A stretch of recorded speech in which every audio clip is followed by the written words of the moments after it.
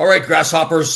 This is one of my favorite human beings on the planet. We're not really that great of friends, but I'm very proud and honored to be associated with him. When I tell you a story, you'll probably, people that have been watching the show for the past year will probably remember him because just about a year ago, we contacted, we were friends on Facebook, I believe, correct, Greg? Yes, yep. All right, so this is great. So I'll tell you a story really quickly. Good to see you, by the way, my friend. Good to see you as well, Tom. Thank you. So he's a fantastic human being, very humble and everything. Just he'd call himself just a normal guy, but he'd gotten married to a beautiful woman who had two daughters. Who has two daughters? Their father passed away. What, about 3-4 years ago now from diabetes? Yes, just over 3 years ago. Yep. Years ago. So the girls, in honor of their father, with Greg's help, he was the guiding force behind it, but the girls were involved in it as well. They put a fundraiser together. Last year was the first year to raise money for diabetes. So I just look at it. I mean, I know, it's your stepdaughters. It was their father that passed away, and you go out of your way to spend hours and hours to put together this event. It's a fantastic. Last year, I think you raised around $4,000 for the event, correct?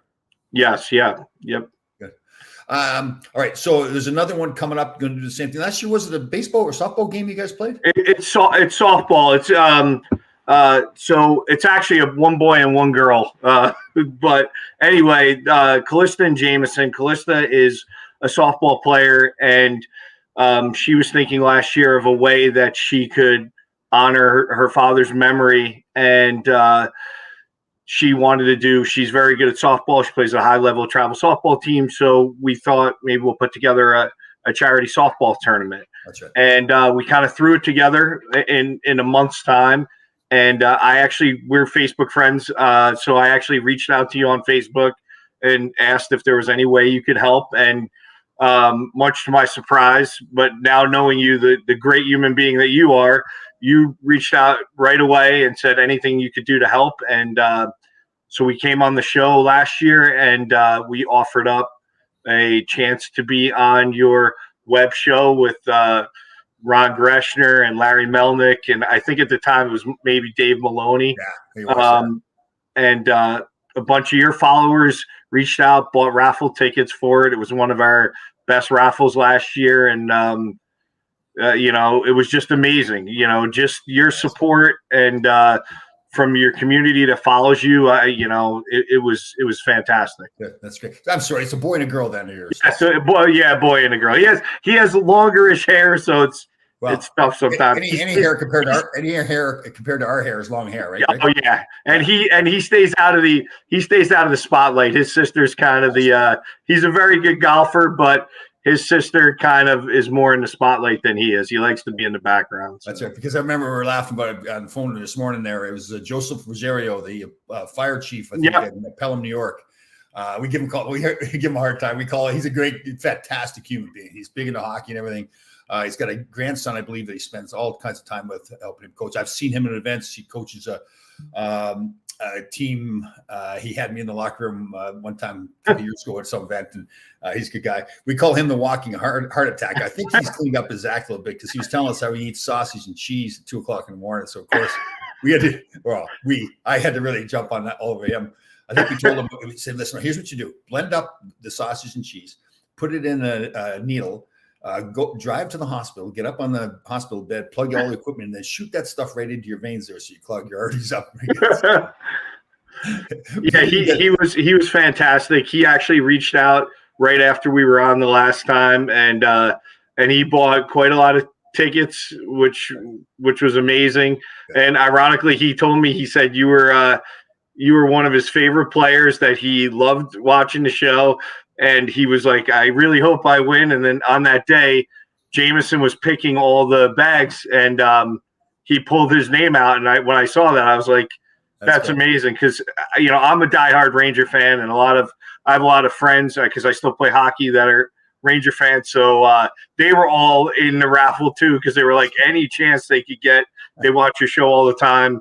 And Ron Greshner was one of their favorites growing up as well. So it was just awesome. Everything you did last year and now here, just amazing. So that's an honor. I appreciate you saying that, but it's just an honor to be a part of something so special. The diabetes end of it, raising money for that cause, and And I know you're a humble guy, but you going out of your way to help your stepchildren that way with their father is a huge thing. They're very lucky. Obviously, it's a sad story that they lost their father, but great story that they've got you there. You've got a son of your own too, correct? Yes, yeah, I have a 17-year-old son, Nicholas.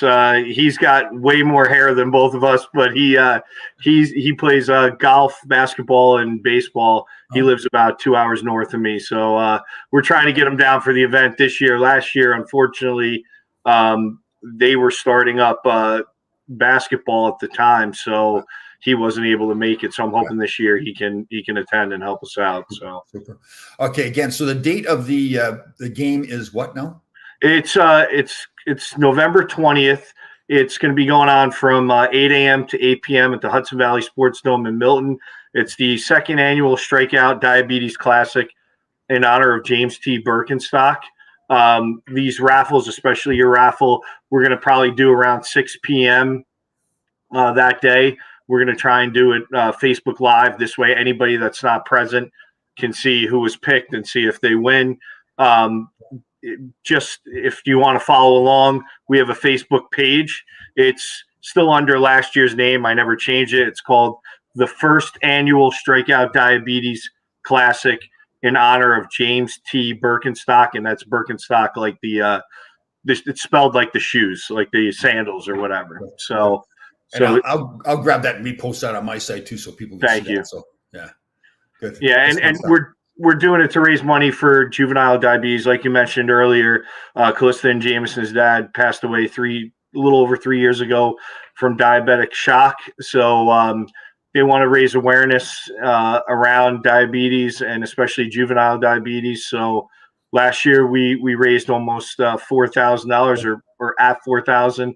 This year we're shooting to go way above that. We actually have the local chapter of JDRF, the Juvenile Diabetes Research Foundation, is going to be at the event handing out pamphlets and raising awareness around the cause. And we made a bunch of posters last year, which we had plastered up with all sorts of facts about diabetes and how many children it affects and what it could turn into when those children become adults. So it was great. They did a great job, the kids and their mom, Christy. I can't forget her.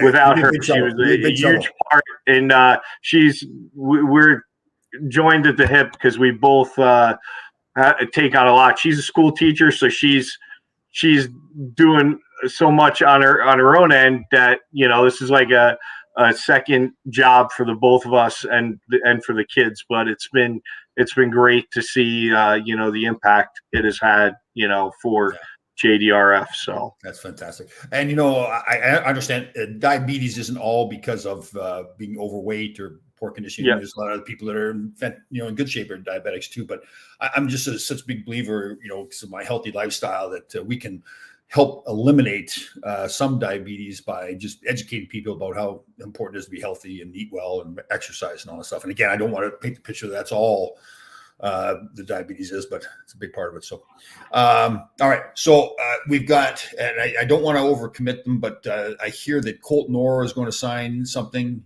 Yes, yeah. Colt Knorr is going to sign something for us. I don't know if it's a hockey puck or whatnot. I'm going to find that out today. The Rangers have been gracious enough where they sent us an Adam Fox autographed puck, a scarf, and a T-shirt for us to raffle off. And they also sent something from the Knicks. They sent a Julius Randle autographed Knicks basketball. He was an all-star last year, probably one of the best players on the Knicks right now. That's another thing that we have to raffle off. Your stuff, which is amazing. It was our top one last year. Yeah.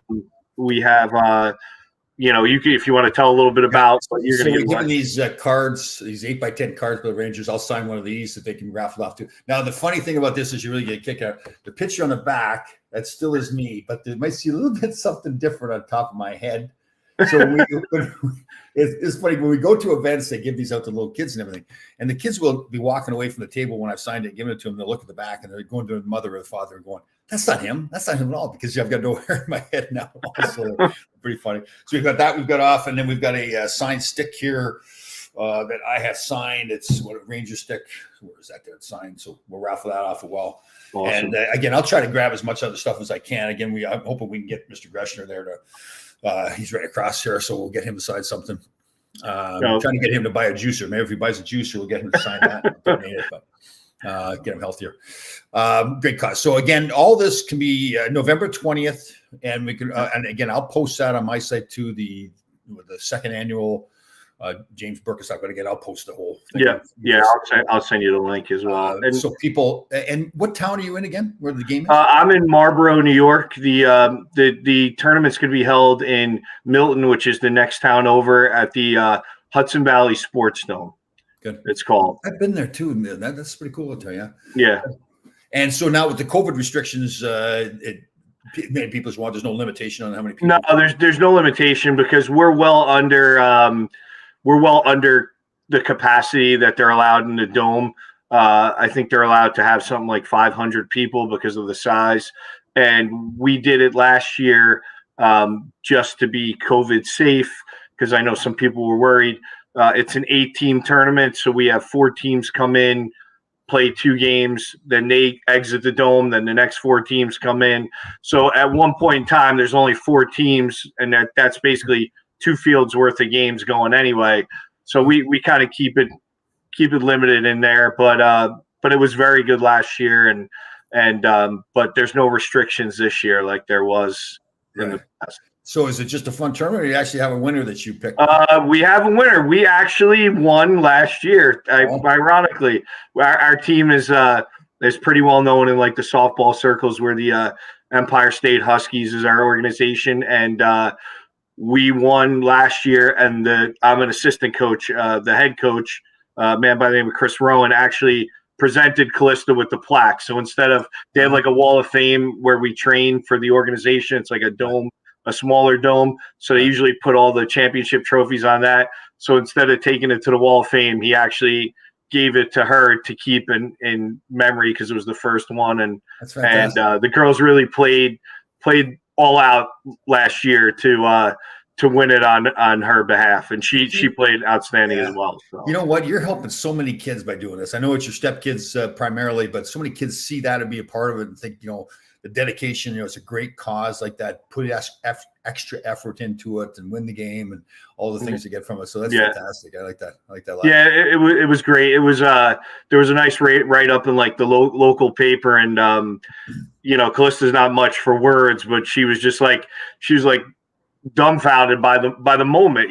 She got a little emotional, and so the newspaper guy asked me. He said, what do you think of this? I said, you can't write movies better than what just happened. We did this whole thing. We set this all up in honor of her father, and then the team won it all against we're a very good team, and the team we beat was also a very good team. We beat them not once but twice in the tournament in order to win it. So this year the competition is a little bit stronger. So and we'll have a target on our back trying to win back to back. But I have no doubt the girls are going to be able to pull through. I hope so. So at the tournament, it's everybody knows this. It's in honor of your stepson and stepdaughter's father, right? Yes. Yep. Exactly.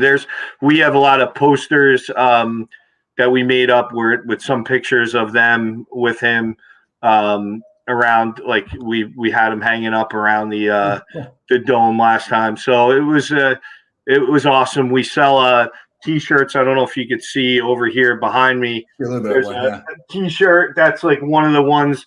It says the second annual.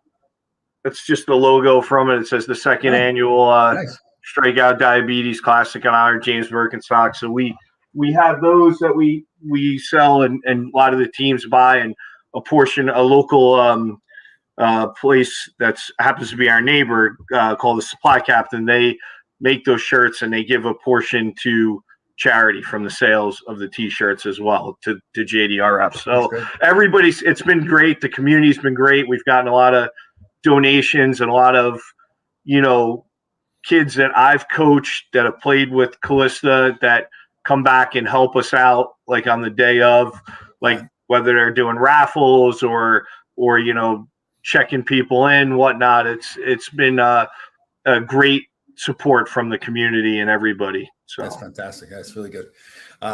So we've got this show today. Probably in another 10 days or so, we'll do another show. We'll get your stepson and stepdaughter on. Yep.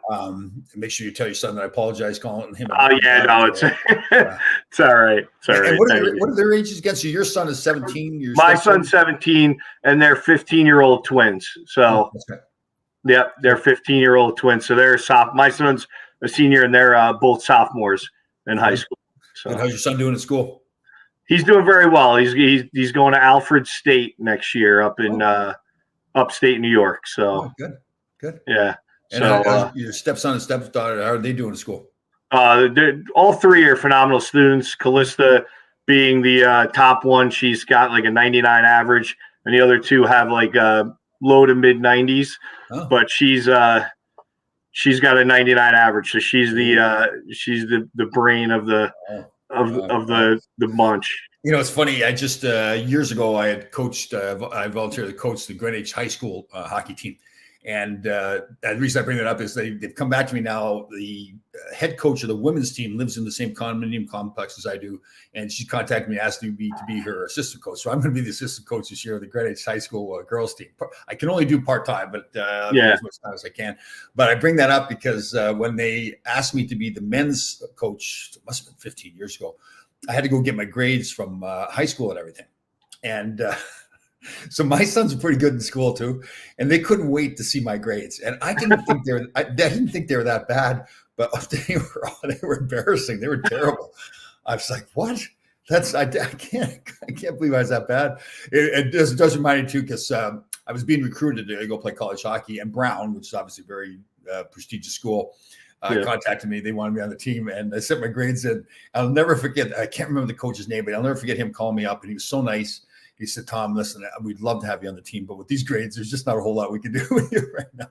And I kind of forgot about that. So and you know what's funny is that's like Callista is now looking at trying to play softball in college, and this is like a big year. Like they call them rising sophomores. So from September 1st of your sophomore year to September 1st of your junior year is like your big period where you want to get noticed in order to get, recruited for a good school. And so they're watching everything and her grades and what she does extracurricular activities. But, it's very like, I remember because I played college baseball, and, I felt like when I was getting recruited, it was nothing like this. Now I feel like there's a lot of pressure on these kids to perform and, to be the best at whatever they can be to get noticed by a Division I, school, whether it's for any sport, So, it's just it's a whole different ball game. But grades, especially, they look at even more now, I feel like, than they did back then, because I was a pretty good student back then, and I know that even some schools were like questioning like some of my grades. How do you have a 97 in this, but you have a 90 in this, and whatever is like so. Yeah, I get it, right? I mean, I know they want people to learn, but the pressure on the kids to perform now, man, that's a lot of pressure on these kids. Yeah, I don't know. I'm just my like I said, I feel like I didn't graduate from college. I left early from college to go sign with the Rangers, and I never went back, got my degree. But I understand the education part of it. I'm not trying to blow it, but the pressure he's put on the kids to perform at those levels. But it's crazy. And a lot of these classes they're taking in high school, they're taking like statistics and chemistry and physics and stuff like that. And I'm like, they're sophomores in high school. What, I don't know if they're even ready for some of that stuff. So, and I kind of, it's awful. I shouldn't be saying. I don't know. Maybe I just wonder how much you ever use that stuff. Yeah, exactly. And that's what I hear. Like sometimes, like the kids, Jameson is more like, when am I ever going to use this algebra 2, advanced algebra 2? Yeah. When am I going to use that? All that sort of stuff. And I kind of agree with them because, you're out there, I'm out there. I don't think I've ever needed to figure out an equation, Yeah. I wonder, I guess, is it to show or to teach you how to learn? I mean, maybe that's part, because you're going to have to relearn any new job you have. And Frank, I'll be honest, like during the pandemic, that's been the good thing for me. I know the pandemic's been terrible for so many people, but I've really learned how to learn more. Like, I'm home more. So it's like, studying things more about diet and fasting and all this kinds of stuff. So maybe that's the part of it too, that you learn how to figure things out. I know my boys are like that. They're 31 and 28 now. And I think one of their real, I'm proud of them for everything, but one of their real strengths is that they've, through their education and actually playing sports too, they've learned how to work things out. Say, okay, I can't do this right now. Now I've got to go and figure out how to do it. And that's really, and in their jobs are the same way. So I guess maybe that's part of it. So. Yeah. And you know what? It's, I think personally I'm biased, but, on interviews I've been on or people that I talk to that are in managerial positions when they're interviewing somebody, like sports is a huge part of your life after college or after school, because if they see that you are part of a team and you know how to work as a team and you're a good teammate, that all correlates to your job function. Because if you played a sport, even college or at the level you played at, it shows that you have a strong commitment. Like you can handle things, you can put things in perspective, you can work in a team atmosphere. That is invaluable in the job realm today. So, well, yeah, this from playing a team sport, especially whether it's baseball, hockey, whatever it is, that you're always faced with decisions. I've got to make a decision. Do I go more on the selfish side, or do I do something to help the team? How do I help the team win? How do we overcome these problems? Yeah, and those are the things that help you in your life, your personal life, your professional life. Absolutely. When I was on Survivor, one of the proudest things they did all this psychological testing, and one of the proudest things I had was Jeff Probst was interviewed by ET Canada, and I was the first Canadian to be on the show. And he went on talking about how respectful I was to everybody, and I was like, wow, that's pretty cool. That's what they got out of all the testing, that I respected people, and because he understood that the background I grew up in was that you respect everybody, your teammates, your parents, coaches, the opposition. But when it comes time to win something or to perform, then you do whatever you have to do to win. So it was pretty cool. All right. So November 20th, we've got the second annual James Birkenstock. It's a fundraiser for particularly juvenile diabetes, correct? Yeah. Yes. Diabetes. So again, Greg is, we're not really close friends, but he's one guy I'm really happy to have in my life. I'm very proud of him. He's a stepfather to two fantastic kids. They lost their father a little over 3 years ago to diabetes. And they put on this fundraiser. It's a charity softball tournament that they have.